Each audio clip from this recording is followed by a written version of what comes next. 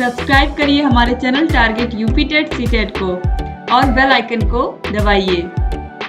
Hello friends, मैं रेनू स्वागत करती हूँ आप सभी भावी अध्यापक एवं अध्यापिकाओं का आपके अपने channel target UP TET CTET में। दोस्तों, आज की इस क्लास में हम पढ़ने वाले हैं आपके डीएलएड थर्ड सेमेस्टर के 5वें पेपर यानी कि आपके सामाजिक अध्ययन के मोस्ट इंपॉर्टेंट अति लघु उत्तरीय क्वेश्चंस को। और ये सभी अति लघु उत्तरीय क्वेश्चंस आपके पवन सीरीज के प्रश्न है। राजन सीरीज के प्रश्नों को पहले ही मैं पढ़ा चुकी हूँ दोस्तों। तो चलिए स्टार्ट करते हैं यहाँ पर हम क्वेश्चंस को, और यहाँ पर अच्छे से समझते हुए हम आगे बढ़ेंगे। और दोस्तों, सारे के सारे विषयों के क्लासेस की लिंक, वीडियोस की लिंक आपको सब कुछ डिस्क्रिप्शन बॉक्स और कमेंट बॉक्स में मिल जाएगा। तो दोनों ही सीरीज के सारे विषयों के बहुविकल्पीय सारे के सारे अति लघु उत्तरीय प्रश्नों को अच्छे से आप एग्जाम में पढ़ के जाइएगा। तो यहाँ पर 2023 के एग्जाम में जितने भी प्रश्न पूछे हुए हैं सभी को आप देख सकते हो, सब 2023 के एग्जाम में पूछे हुए प्रश्न है। तो क्वेश्चन नंबर 1 है, अकबर ने किस धर्म की स्थापना की थी? तो अकबर ने दोस्तों एक धर्म बनाया था जिसका नाम था दीन ए इलाही धर्म। अकबर ने ये धर्म बनाया क्यों? क्योंकि उन्होंने देखा समाज में अलग अलग हिंदू है, मुस्लिम है, अलग अलग धर्म के लोग हैं, तो उनको आपस में जोड़ने के लिए ये अकबर ने ये धर्म बनाया जिसका नाम था दीन ए इलाही धर्म। और इस धर्म को अपनाने वाला सबसे पहले कौन था? बीरबल थे। ठीक है, एग्जाम में कभी कोई पूछता है कि दीन ए इलाही धर्म को सबसे पहले किस हिंदू ने अपनाया था? तो बीरबल ने अपनाया था। क्वेश्चन नंबर 2 है, स्थायी बंदोबस्त के 2 लाभ लिखिए। अस्थायी बंदोबस्त से सरकार की अपेक्षा जमींदारों को अधिक लाभ हुआ। अनाज तथा अन्य सामग्रियों की मांग बढ़ी, खेती का विस्तार हुआ, खेती के लिए नई भूमि की मांग बढ़ी। तो फ्रेंड्स, अस्थायी बंदोबस्त जो प्रणाली थी इसको हम लोग समझ लेते हैं। तो अस्थायी बंदोबस्त के तहत जो जमींदार होते थे वो किसानों से वसूले गए कुल रकम का 10वां भाग कंपनी को देते थे और शेष भाग वो खुद रख लेते थे।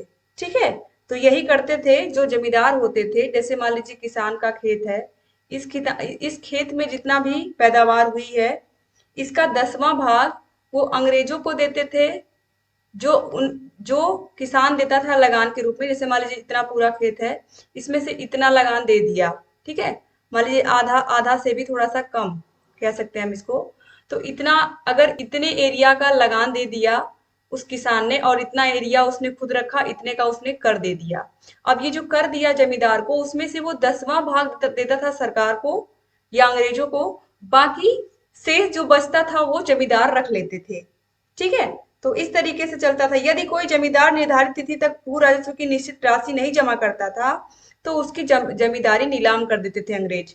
तो इस तरीके से किसानों पर भी दबाव था कि उन्हें जमींदारों को कर देना है, और जमींदारों के ऊपर भी दबाव होता था कि किसानों से लेकर के फिर हमें इन्हें अंग्रेजों को लौटाना है। ठीक है, अंग्रेजों को भी कुछ भाग इसमें से देना है। तो इस तरीके से ये जो पूरी प्रक्रिया थी स्थायी बंदोबस्त की, इसमें यही होता था। तो इसमें देखिए, अब चूंकि अब आप सोचिए कि 10वां भाग ये लोग खुद रखते थे और बाकी जो बचता था वो देते थे अंग्रेजों को। ठीक है, तो इस तरीके से 11 भाग में से 10 भाग जमींदार अंग्रेजों को देते थे और 1 भाग वो खुद रखते थे। ठीक है, तो इस तरीके से ये पूरी प्रणाली चल रही थी। तो इसमें आप देखिए एक तरीके से जो सरकार थे, यहाँ पर आप देखिए लिखा हुआ है कि स्थायी बंदोबस्त से सरकार की अपेक्षा जमींदारों को अधिक लाभ हुआ। अनाज तथा अन्य सामग्रियों की मांग बढ़ी, खेती का विस्तार हुआ, खेती के लिए नई भूमि की मांग बढ़ी। इसीलिए आप देखिए जो पुरानी फिल्में होती हैं उसमें जमींदारों को किस तरीके से दिखाया जाता है, क्योंकि जमींदार यहाँ पर अच्छे से लाभ कमाते थे और इस तरीके से ये जो पूरी प्रक्रिया थी कर की वो चलती थी। तो आपको समझ में आ गया होगा। क्वेश्चन नंबर 3 पे आते हैं, टैगा प्रदेश में किस प्रकार के वन पाए जाते हैं? तो टैगा प्रदेश में संकुल वन पाए जाते हैं जिन्हें साइबेरिया में टैगा कहते हैं।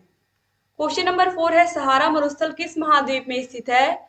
तो सहारा मरुस्थल दोस्तों सहारा रेगिस्तान या सहारा मरुस्थल अफ्रीका में है, अफ्रीका के उत्तरी भाग में है। तो यहाँ पर गलती से अमेरिका हो गया, यहाँ पर उत्तरी अफ्रीका होना चाहिए। ठीक है, अफ्रीका महाद्वीप में है। क्वेश्चन नंबर 5 है, वन संरक्षण क्या है? वन संरक्षण, वन मतलब पेड़ होते हैं, संरक्षण मतलब उनकी रक्षा करना। तो वन संरक्षण का अर्थ है वनों के अंधाधुंध कटाई को रोक करके उनकी रक्षा करना। वनों के संरक्षण तथा विकास के लिए सरकार ने अनेक कदम उठाए हैं। क्वेश्चन नंबर 6 पे आते हैं, वनों से प्राप्त होने वाले 2 अप्रत्यक्ष लाभ बताइए।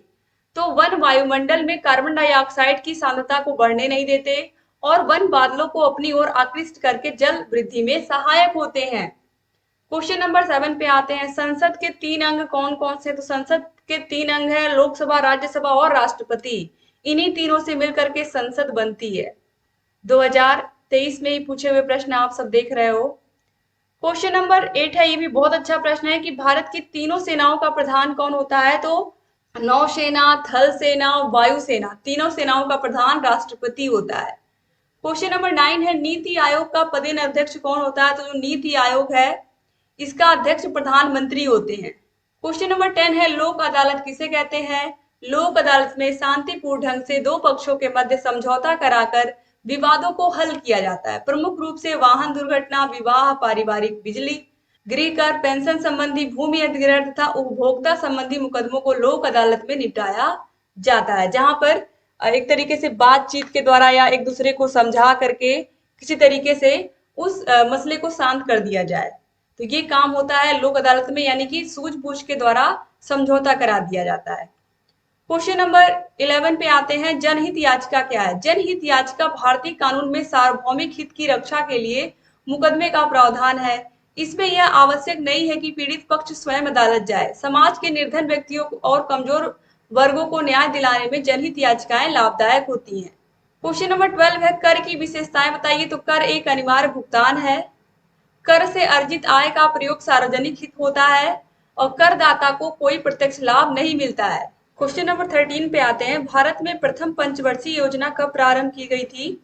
तो भारत में प्रथम पंचवर्षीय योजना 18 दिसंबर 1951 को प्रारंभ की गई थी। 2023 में पूछा हुआ ये प्रश्न है। क्वेश्चन नंबर 14 है, भूमि विकास बैंक की स्थापना कब की गई थी? आपके राजन सीरीज में भी मैंने आपको बताया था कि 26 मार्च 1957 को की गई थी। क्वेश्चन नंबर 15 पे आते हैं, भारत में मुगल साम्राज्य की स्थापना कब और किसने की थी? तो हम सभी को पता है कि मुगल साम्राज्य की स्थापना बाबर ने की थी। बाबर ने पानीपत का युद्ध लड़ा था 1526 में इब्राहिम लोदी से। इब्राहिम लोदी देश पर पूरा अधिकार था इसका, और बाबर ने इससे लड़ाई की, पानीपत का युद्ध किया और इसको हरा करके दिल्ली तथा आगरा पर अपना अधिकार कर मुगल साम्राज्य की स्थापना कर दी थी। क्वेश्चन नंबर 16 पे आते हैं, बाबर का चरित्र चित्रण कीजिए। तो बाबर को कलम तथा तलवार दोनों का ही सिपाही कहा जाता है। सैनिक कार्यों के साथ वह साहित्य के प्रति भी रुचि रखता था। और देखिए इसने खुद अपनी आत्मकथा लिखी है तुर्की में, तुजुके बाबरी। क्वेश्चन नंबर 17 में यही है कि बाबर द्वारा लिखित पुस्तकों के नाम लिखिए। तो तुर्की भाषा में तुजुके बाबरी तथा फारसी अनुवाद को बाबरनामा कहते हैं। ठीक है, तो याद रखिएगा बाबर ने अपनी आत्मकथा तुजुक ए बाबरी तुर्की भाषा में लिखी थी। त से तुजुक, त से तुर्की, याद रखिएगा क्योंकि ये बहुविकल्पी प्रश्नों में पूछा जा चुका है। क्वेश्चन नंबर 18 है, हुमायूं कब मुगल सिंहासन पर बैठा था? तो हुमायूं 1530 ईस्वी में मुगल सिंहासन पर बैठा था। क्वेश्चन नंबर 19 है, शेर शाह दिल्ली का शासक कैसे बना? तो चौसा के युद्ध में हुमायूं को हरा करके शेर शाह 1540 ईस्वी में दिल्ली का शासक बन गया था। क्वेश्चन नंबर 20 है, कालिंजर का युद्ध कब हुआ? तो कालिंजर का युद्ध सन 1545 ईस्वी में हुआ, जिसमें शेर शाह घायल हो गए थे। क्वेश्चन नंबर 21 है, शेर ए मंडल शेर शाह ने बनवाया। तो शेर ए मंडल को शेर शाह द्वारा दिल्ली के पुराने किले में बनवाया गया था। ठीक है, तो शेर ए मंडल शेर शाह ने कहाँ बनवाया था? तो दिल्ली के पुराने किले में बनवाया था। क्वेश्चन नंबर 22 पे आते हैं, पानीपत का दूसरा युद्ध कब हुआ था या द्वितीय युद्ध कब हुआ था? तो देखिए पानीपत का द्वितीय युद्ध 1526 ईस्वी में पानीपत के मैदान में हेमू को हरा करके अकबर ने आगरा और दिल्ली पर अपना अधिकार कर लिया था। यानी कि अकबर ने हेमू को हरा दिया था।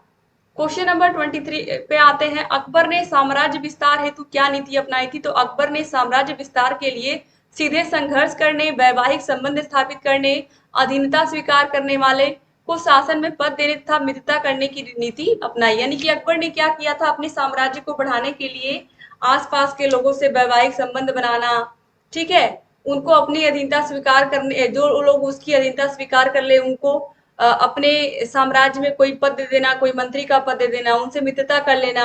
इस तरीके से अकबर ने अपने साम्राज्य में बहुत सारे राजाओं को मिला लिया था। क्वेश्चन नंबर 24 है, चंदेरी का युद्ध कब और किसके मध्य हुआ? तो 29 जनवरी 1528 ईस्वी में बाबर और मेदिनी रॉय के मध्य हुआ और इस युद्ध में बाबर की जीत हुई थी। क्वेश्चन नंबर 25 है, बाबर की पुत्री का क्या नाम था? तो बाबर के पुत्र का नाम हुमायूं और पुत्री का नाम गुलबदन बेगम था। गुलबदन बेगम ने ही हुमायूं की आत्मकथा लिखी थी। क्वेश्चन नंबर 26 है, किस मुगल शासक ने आगरा के किले में न्याय की जंजीर लगवाई थी? तो जहांगीर ने लगवाई थी। क्वेश्चन नंबर 27 है, ईस्ट इंडिया कंपनी की स्थापना के समय पहला गवर्नर जनरल कौन था? तो Warren Hastings. Warren Hasting. Question number 28 है, असीमगढ़ का युद्ध कब हुआ था? तो सन 1601 में अकबर द्वारा लड़ा गया यह अंतिम युद्ध था, 1601 में। क्वेश्चन नंबर 29 है, आराम बाग की स्थापना किस शासक ने कराई थी? तो बाबर ने आगरा में 1528 में आराम बाग की स्थापना कराई थी। क्वेश्चन नंबर 30 है, डच महल कहाँ है? तो पुर्तगालियों द्वारा निर्मित केरल में 1527 ईस्वी में बना था। तो कहाँ है? केरल में। क्वेश्चन नंबर 31 है, पुराना किला कहाँ स्थित है? दिल्ली में शेर शाह सूरी द्वारा 1545 में निर्मित हुआ था पुराना किला। क्वेश्चन नंबर 32 है, शालीमार बाग कहाँ है? तो जहांगीर द्वारा बनवाया गया शालीमार बाग कहाँ है? श्रीनगर में, यानी कि जम्मू कश्मीर में। क्वेश्चन नंबर 33 है, मुगल कालीन दो अति प्रसिद्ध इमारतों के नाम लिखिए। तो ताजमहल तथा लाल किला मुगल कालीन प्रसिद्ध इमारतें हैं। क्वेश्चन नंबर 34 है, मुगल काल के प्रमुख बंदरगाहों के नाम लिखिए। तो लाहौर, सूरत तथा कालीकट मुगल काल के प्रसिद्ध बंदरगाह थे। क्वेश्चन नंबर 35 है, मनसबदारी प्रथा का प्रचलन किस काल में हुआ था? तो ये एग्जाम में पूछा भी गया है कि किस प्रथा का प्रचलन मुगल काल में हुआ था? तो ये मनसबदारी प्रथा का प्रचलन हुआ था मुगल काल में। ये शासन की एक पद्धति थी। क्वेश्चन नंबर 36 है, दीन ए इलाही नामक धर्म किसने चलाया था? तो ये प्रश्न अभी आप देख ही चुके हो, 2023 में पूछा हुआ प्रश्न है। ये अकबर ने चलाया था दीन ए इलाही धर्म। क्वेश्चन नंबर 37 है, आईने अकबरी किसकी रचना है? तो ये अकबर की आत्मकथा इसको आप कह सकते हो। आईने अकबरी अबुल फजल ने इसकी रचना की थी। क्वेश्चन नंबर 38 है, रामचरितमानस के रचनाकार कौन है? तो रामायण किसने लिखा है? वाल्मीकि जी ने। और रामचरितमानस ये लिखा है गोस्वामी तुलसीदास जी ने। क्वेश्चन नंबर 39 है, लाल किला का निर्माण किसने करवाया था? तो लाल किला का निर्माण शाहजहां ने करवाया था। क्वेश्चन नंबर 40 है, ताजमहल का निर्माण किसने करवाया था? तो ताजमहल का निर्माण किसने करवाया था? शाहजहां ने अपनी पत्नी मुमताज महल की याद में कराया था, जो सफेद संगमरमर से निर्मित है और आगरा में स्थित है। क्वेश्चन नंबर 41 है, चांद बीबी कौन थी? तो ये चांद बीबी अहमदनगर की महारानी थी। क्वेश्चन नंबर 42 है, फतेहपुर सीकरी के किले का निर्माण किसने करवाया था? तो फतेहपुर सीकरी के किले का निर्माण अकबर ने करवाया था। फतेहपुर सीकरी याद रखिएगा। क्वेश्चन नंबर 43 है, मुगल कालीन 4 साहित्यकारों के नाम लिखिए। तो पंडित जगन्नाथ, अबुल फजल, तुलसीदास और गुलबदन बेगम। क्वेश्चन नंबर 44 है, मुगल कालीन स्थापत्य कला की 3 विशेषताएं लिखिए। तो मेहराब उनके क्या होते थे? गोल होते थे, गोल गोल अभी भी आप देख सकते हैं मुगलों द्वारा बनाई गई इमारतें। भवनों में गुंबद तथा मीनारों की प्रमुखता थी। मीनार और गुंबद आप बहुत देखोगे इनके भवनों में। और देसी और विदेशी दोनों शैलियों का मिश्रण भी आप देखोगे। क्वेश्चन नंबर 45 है, मुगल कालीन 4 संगीतकों के नाम लिखिए। तो तानसेन, हरिदास, लाल खां, अब्दुल रहीम खान खाना। क्वेश्चन नंबर 46 है, शिवाजी की माता का क्या नाम था? तो शिवाजी की माता का नाम जीजाबाई था। क्वेश्चन नंबर 47 है, शिवाजी का राज्याभिषेक कब हुआ था? तो राज्याभिषेक इनका कब हुआ था? 1674 ईस्वी में। क्वेश्चन नंबर 48 है, शिवाजी की किन्हीं 2 विजयों के नाम लिखिए। तो रायगढ़ तथा कोंकण की विजय। क्वेश्चन नंबर 49 पे आते हैं, पुरंदर संधि की 2 शर्तों को बताइए। तो पहला है बीजापुर युद्ध में शाही सेना की सहायता करना। दूसरा है 23 किले बादशाह को देना। क्वेश्चन नंबर 50 पे आते हैं, शाइस्ता खां कौन था? तो औरंगजेब का मामा तथा दक्षिण का सूबेदार था। औरंगजेब का कौन था? ये मामा था। क्वेश्चन नंबर 51 है, अफजल खां कौन था? तो ये औरंगजेब का सेनापति था अफजल खां। क्वेश्चन नंबर 52 है, पानीपत का तृतीय युद्ध कब हुआ था? तो पानीपत का तीसरा युद्ध 1761 में लड़ा गया था। क्वेश्चन नंबर 53 है, शाहजहां का शासनकाल कब से कब तक है? तो शाहजहां ने 1628 से 1658 तक शासन किया था। क्वेश्चन नंबर 54 है, औरंगजेब का शासनकाल कब से कब तक था? तो औरंगजेब का शासनकाल 1658 से 1707 तक था। शाहजहां के बाद औरंगजेब ने शासन किया था। क्वेश्चन नंबर 55 है, कर्नाटक का प्रथम युद्ध 1746 से लेकर के 1748 तक चला था। इसके कारण क्या थे? तो पहला था अमेरिका के उपनिवेशों को लेकर आपसी झगड़ा। दूसरा, भारत में व्यापारिक संघर्ष। सभी लोग सोचते थे कि हम भारत पर पूरा अधिकार जमा लें, अंग्रेज अलग, फ्रांसीसी अलग। ठीक है। क्वेश्चन नंबर 56 है, टॉमस रो किस मुगल शासक के दरबार में आया था? तो टॉमस रो मुगल शासक जहांगीर के दरबार में आया था। क्वेश्चन नंबर 57 है, इंग्लैंड तथा फ्रांस के मध्य हुए किस युद्ध के कारण ईस्ट इंडिया कंपनी व फ्रांसीसी कंपनी में तृतीय कर्नाटक युद्ध हुआ था? तो वांडी वॉश के युद्ध के बाद, यहाँ वांडी वॉश रहेगा दोस्तों, सही कर लीजिएगा। वांडी वॉश युद्ध के कारण ईस्ट इंडिया कंपनी व फ्रांसीसी कंपनी के मध्य तृतीय कर्नाटक युद्ध हुआ था, क्योंकि दोनों लोग ही भारत में अपनी सत्ता जमाना चाहते थे और सोचते थे कि हम अधिकार कर लें, हम अधिकार कर लें। क्वेश्चन नंबर 58 है, अमेरिका की खोज कब की गई? तो कोलंबस ने अमेरिका की खोज 1492 में की थी। तो दोस्तों याद रखिएगा कि अमेरिका की खोज कोलंबस ने की थी 1492 में। क्वेश्चन नंबर 59 है, फ्रांसिस मार्टिन कौन था? तो एक फ्रांसीसी नाविक था। क्वेश्चन नंबर 60 पे आते हैं, कर्नाटक का प्रथम युद्ध किस संधि द्वारा समाप्त हुआ था? तो कर्नाटक का प्रथम युद्ध एक्स-ला-शापिल की संधि के द्वारा समाप्त हुआ था। क्वेश्चन नंबर 61 है, ईस्ट इंडिया कंपनी ने भारत में सर्वप्रथम किस दुर्ग की स्थापना की थी? तो ईस्ट इंडिया कंपनी ने भारत में सर्वप्रथम मैथिलीपट्टम के निकट या समीप सेंट जॉर्ज दुर्ग की स्थापना की थी। क्वेश्चन नंबर 62 है, फ्रांसीसियों को वांडी वॉश युद्ध में किस सेना नायक ने परास्त किया था? यहाँ पर वांडी वॉश रहेगा। तो फ्रांसीसियों को वांडीवास के युद्ध में अंग्रेज सेना नायक सर सई कूक ने परास्त किया था। क्वेश्चन नंबर 63 है, प्लासी के युद्ध में अंग्रेजों ने बंगाल के किस नवाब को हराया था? तो प्लासी के युद्ध में अंग्रेजों ने बंगाल के नवाब सिराजुद्दौला को हराया था, यानी कि जो प्लासी का युद्ध हुआ था वो अंग्रेजों और सिराजुद्दौला के मध्य हुआ था। क्वेश्चन नंबर 64 है, प्लासी का युद्ध किस वर्ष लड़ा गया था? तो प्लासी का युद्ध 1757 ईस्वी में लड़ा गया था। क्वेश्चन नंबर 65 है, प्लासी के युद्ध के पश्चात बंगाल का नवाब कौन बना था? तो प्लासी के युद्ध के पश्चात बंगाल का नवाब मीर जाफर था। क्वेश्चन नंबर 66 है, बक्सर का युद्ध कब हुआ था? तो बक्सर का युद्ध 1764 में हुआ था। क्वेश्चन नंबर 67 है, बक्सर के युद्ध के पश्चात बंगाल का नवाब कौन बना?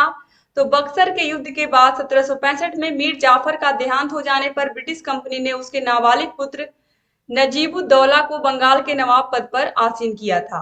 क्वेश्चन नंबर 68 है, ईस्ट इंडिया कंपनी की स्थापना कितने व्यक्तियों ने मिलकर के की थी? तो 100 व्यापारियों ने मिलकर, यानी कि करीब 100 व्यापारियों ने मिलकर के की थी। क्वेश्चन नंबर 69 है, किस युद्ध के परिणाम स्वरूप भारत में ब्रिटिश साम्राज्य की नींव रखी गई? तो प्लासी के युद्ध के परिणाम स्वरूप भारत में ब्रिटिश साम्राज्य की नींव रखी गई। उसके बाद धीरे धीरे अंग्रेजों ने पूरे देश पर शासन कर लिया। क्वेश्चन नंबर 70 है, अलीनगर की संधि कब और किस किस के मध्य हुई थी? तो अलीनगर की संधि 9 फरवरी 1957 को अंग्रेजों व सिराजुद्दौला के मध्य हुई थी। क्वेश्चन नंबर 71 है, मीर जाफर कौन था? तो मीर जाफर सिराजुद्दौला का सेनापति था। बाद में वह अंग्रेजों के सहयोग से बंगाल का नवाब बन गया था। क्वेश्चन नंबर 72 है, मीर कासिम कौन था? तो मीर कासिम मीर जाफर का जमाता था। सन 1760 में वह अंग्रेजों के सहयोग से बंगाल का नवाब बना था।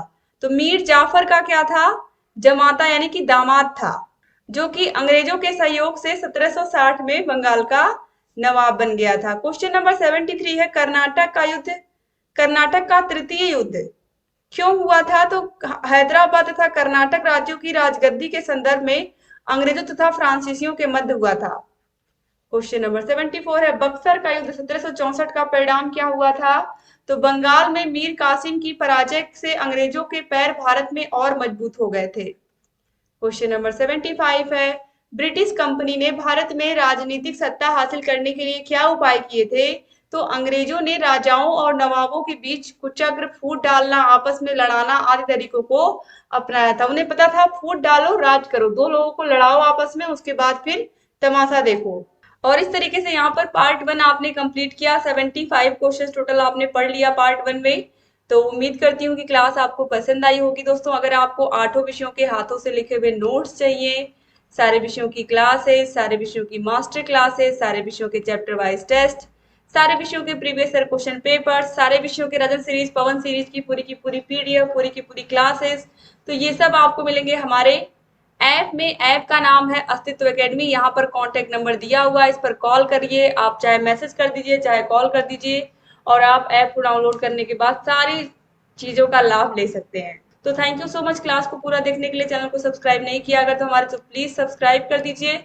बगल में घंटी का निशान भी बना होगा, उसको भी प्रेस कर दीजिएगा, ताकि जो भी नई वीडियोज़ हम बनाते हैं उसका नोटिफिकेशन आपके पास मैसेज आए और आप बिना मिस किए सारे क्लासेस को ऐसे ही देखते रहें। थैंक यू सो मच दोस्तों क्लास को पूरा देखने के लिए। जय हिंद।